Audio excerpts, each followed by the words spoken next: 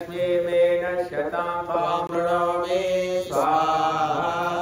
ॐ आदित्यवर्णे तपसोऽधिजातो वनस्पतिस्तव वृक्षोऽधबिल्वः तस्य फलानि तपसानुदन्तु मायान्तरायाश्च बाह्याः लक्ष्मी स्वाहा। ॐ उपैतु मां देवसखा कीर्तिश्रमणिना सह प्रादुर्भूतोऽसि राष्ट्रेऽस्मिन् कीर्तिं वृद्धिं ददातु मे स्वाहा।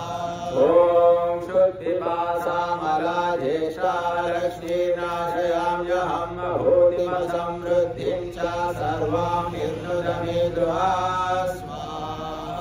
ॐ गन्धद्वारां दुराधर्षामित्यपुषां गरीषिणीमीश्वरीं सर्वभूतानां तामिहोपक्वये श्रियं स्वाहा।